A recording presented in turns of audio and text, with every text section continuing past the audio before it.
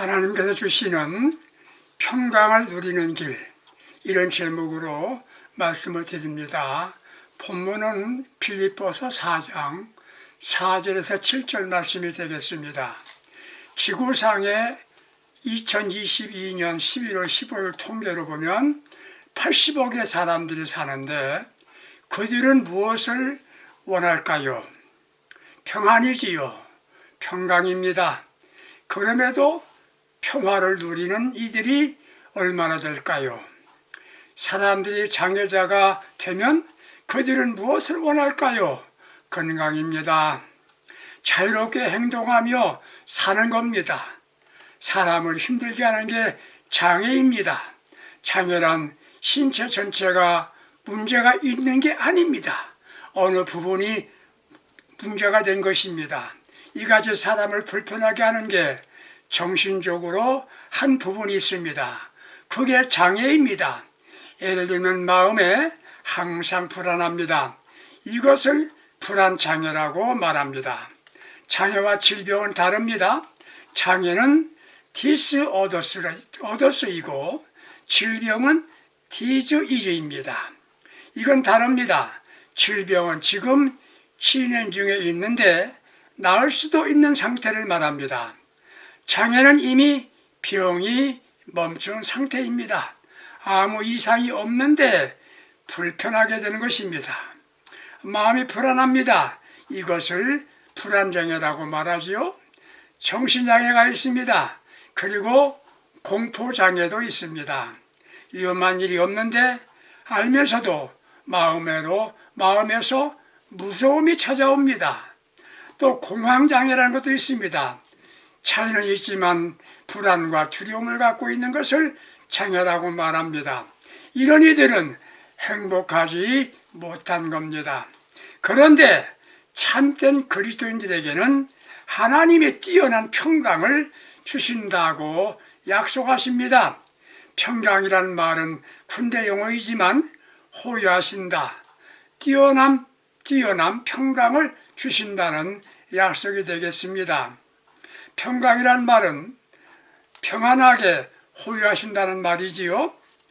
사랑하는 청자 여러분들, 누구에게 하나님께서는 뛰어난 평강을 주신다고 했나요? 첫째는 기뻐하는 사람에게 주신다고 말씀하십니다. 기뻐할 조건이 있나요? 우리는 주 안에 있기 때문에 기뻐할 수 있답니다. 기뻐하는 게 그리스도인의 모습인 겁니다. 저 사람 신자인가 아닌가 알 수 있는 건 기뻐하며 살면 신자입니다. 목에 아무리 큰 십자가를 달고 다녀도 기쁨이 없다면 신앙인이 진짜 신앙인이 아닙니다. 내게 강같은 평화가 넘치네 목이 터지도록 불러도 그분은 가짜입니다. 진짜 신자는 어떤 환경에 처해 있어도 기쁨이 있습니다. 기뻐할 조건이 없어도 기쁨으로 삽니다. 바울을 보세요. 감옥에 있어도 기뻐했습니다. 그가 무슨 죄를 범하지 않았습니다. 무조건 예수님 때문에 기쁜 겁니다. 기뻐하면 심령이 강해집니다. 부끄러운 일을 행하다가 감옥에 있다면 기쁨이 아니지요. 사랑하는 여러분들은 무조건 기뻐하는 것, 감옥에 있어도 부끄러운 일을 행하지 않았기 때문에 항상 기뻐한 것입니다. 청자 여러분들, 내가 사는 것, 행동하는 것이 예수를 위한 것이면 억울한 일을 당해도 괜찮습니다. 기뻐하며 삽시다. 기뻐하면 심령이 건강해집니다. 마음의 즐거움은 양약이라도 심령의 근심은 뼈를 마르게 하느니라. 잠언 17장 21절에서 말씀하였습니다. 건강이 보약이 따로 있는 게 아닙니다. 나의 삶에 기쁨이 있으면 보약이 됩니다. 행복의 비결이 기쁨으로 사는 겁니다. 기쁨이 평강을 준답니다. 그럼 어떻게 기뻐하나요? 먼저 마음 자세를 항상 긍정적으로 생각하고 살아야 합니다. 신학자 하비 콕스는 현대인의 불행은 삶에 필요한 모든 것을 소유했지만 황홀한 축제의 기쁨을 잊어버렸다고 했습니다. 기쁨과 만족이 있으면 삶이 빛나고 윤택하게 살 수 있지요. 사람들은 불만과 부정적으로 생각합니다. 항상 조급하고 일하기 전에 걱정부터 먼저 합니다. 다른 이들과 비교하면서 일이 안 되거나 힘들면 쉽게 실망합니다. 우리는 모든 것을 긍정적으로 생각하는 여유를 가져야 합니다. 어떤 이는 극단적으로 생각합니다. 한 가지 일이 안 되면 나는 망했다, 다 틀렸다, 이렇게 생각합니다. 안 된 것은 그거 한 가지입니다. 다 틀린 건 아닙니다. 하박국은 이렇게 말합니다. 가축도 없고 거둘 게 없어도 구원의 하나님으로 인하여 기뻐한다고 하박국서 3장 18절에서 말하고 있습니다. 하나님께서 모든 걸 선하게 하신다고 믿고 기뻐하며 살아야 합니다. 주 안에 있으면 정죄할 자가 없다고 했습니다. 사람들은 다른 이의 약점을 발견하면 그걸 소문내고 즐깁니다. 정죄합니다. 고발합니다. 그럼 괴롭죠. 억울합니다. 법원에서 무죄 판결을 받았습니다. 그 후로는 누구도 정죄하지 못합니다. 우리는 예수 안에서 이미 그리스도의 보혈로 제사함을 받았습니다. 그리고 주 안에서 삽니다. 누구도 나를 정죄하지 못합니다. 모든 이들이 나를 정죄할지라도 주님은 나를 용서하셨습니다. 그러므로 주 안에 있는 우리는 기뻐하며 살게 되는 겁니다. 그래서 복인 것입니다. 또 한 가지는 예수 안에 있으면 절대 안전입니다. 그래서 기쁜 것입니다. 지구상에는 안전지대는 없습니다. 어디를 가도 불안합니다. 주 안에는 평안입니다. 시편 기자는 하나님은 나의 산성이시며 방패요 환난 날에 피할 바위라고 하였습니다. 사랑청자 여러분들, 주 안에 있기 때문에 우리는 안전합니다. 항상 기뻐할 수가 있는 것이에요. 평강을 누릴 수가 있는 것이에요. 또 한 가지, 우리는 이미 구원받았기 때문에 기뻐할 수가 있는 것입니다. 누가복음 10장 20절에 너의 이름이 생명책에 기록된 것을 인하여 기뻐한다고 했습니다.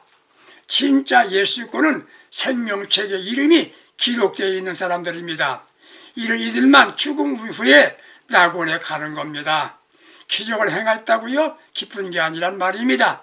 이거 내에 내가 기도하면 주님이 응답해 주시기 때문에 기뻐하게 됩니다.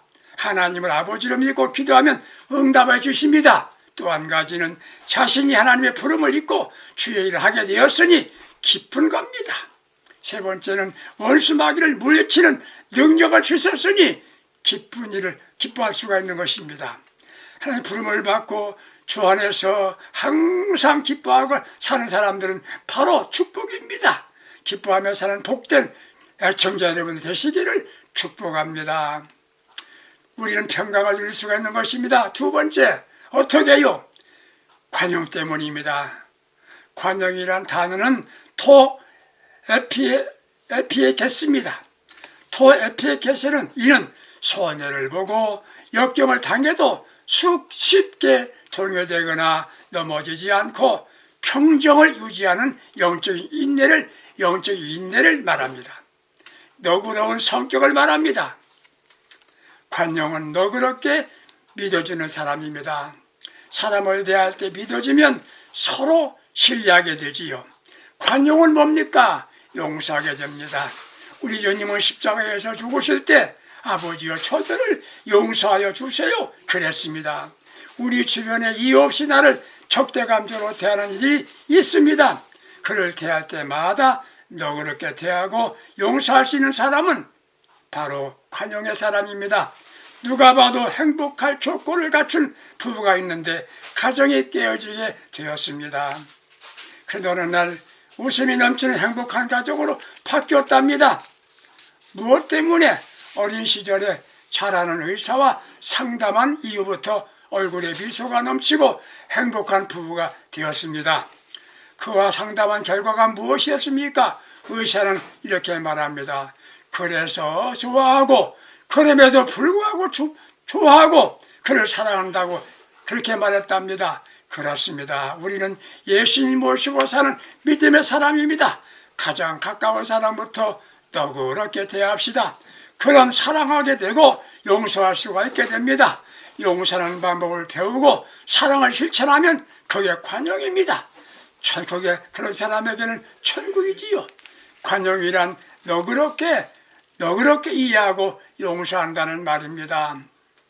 여러분이 잘 아시는 링컨은 대통령이 되기 전에 이리노이 주에서 변호사로 일할 때 당시 젊은 변호사가 있었는데 스탠턴이라는 사람이었답니다. 그는 링컨을 보고 골리다 같은 사람이라고, 즉 원수이 같은 사람이라고 비난했답니다.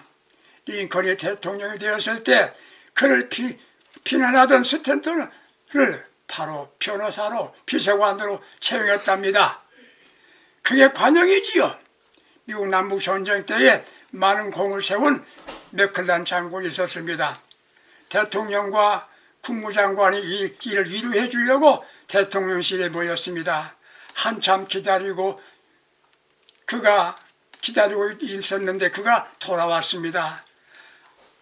한참 만에 맥클란은 부관에 전달하는 말이 있었어요. 장군이 너무 피곤하여 잠자에 들었다고 말했습니다. 그때 그러면서 각하에게 죄송하다는 말을 전하라고 했답니다. 국방장관이 화가 나서 각하 당장 직위 해제합니다. 야단이었습니다. 그때 링컨은 고개를 저으면서 저 사람의 필요한 것은 쉬는 겁니다. 우리가 쉬게 해줘야 됩니다. 이게 관용입니다. 그러면 자신에게 평강이 맙니다. 상대방도 평강을 들게 됩니다. 이것이 바로 평강을 누리는 방법입니다. 애청자 여러분들, 하나님 주신 평강을 누리며 살아보십시다. 그러면 세 번째 방법이 있어요. 기도하라고 했습니다. 기도는 내가 하면 응답은 하나님이 주십니다. 마음이 억울합니다. 심히 혼란스럽습니다.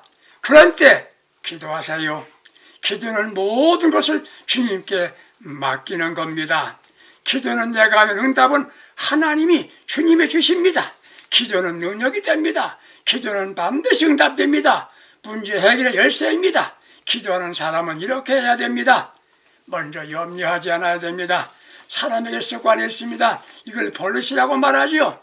버릇이 계속되면 성격이 됩니다. 좋지 않은 습관을 버려야지요.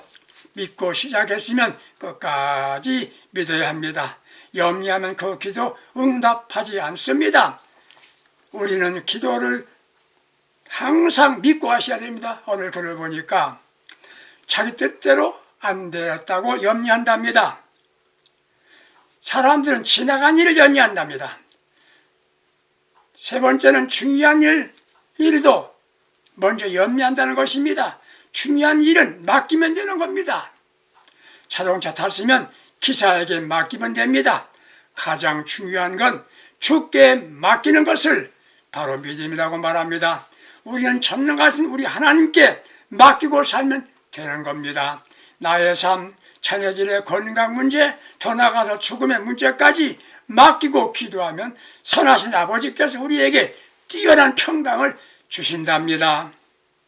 감사하면서 기도해야 평강이 맙니다. 요한복음 11장 41절 보게 되면 주님이 사랑하시는 나사로가 죽었답니다. 죽은 지 나흘이나 되었는데 주님이 나사로의 무덤을 찾아갔습니다. 우리 주님이 기도는 이렇습니다. 나의 기도를 들어주심을 감사하나이다. 기도하신 다음에 무덤에 있는 나사로야 일어나라 부릅니다. 죽은 지 나흘 된 나사로가 살아나서 나옵니다. 참 그리스도인은 죽음이나 절망의 상황에서도 감사의 기도를 할 수 있는 사람인 것입니다. 이런 사람에게는 평강이 임하는 것입니다. 감사의 사람은 항상 있는 것을 생각하면서 감사하지요. 산소호흡기를 달고 기도하는 사람은 지금 어떤 방법으로든지 호흡할 수 있는 것만으로도 감사하는 겁니다. 감사하는 사람은 큰 것 때문에 감사하는 게 아니라 작은 것만으로도 만족하고 감사하는 것이지요. 감사는 오늘만 보고 하는 게 아니라 미래에 주실 큰 것을 기대하면서 감사하는 것입니다. 진정한 감사는 놀라운 기적이나 축복을 받고 하는 게 아니라 매일 주어진 현실 때문에 감사하는 겁니다. 어려워도 고난 중에서도 감사하고 살면 뛰어난 하나님의 평강이 임하는 것입니다. 사랑하는 애청자 여러분들, 우리가 살고 있는 현실은 평강이 아닌 불안과 걱정, 괴로움이 계속되는 시대에 살고 있습니다.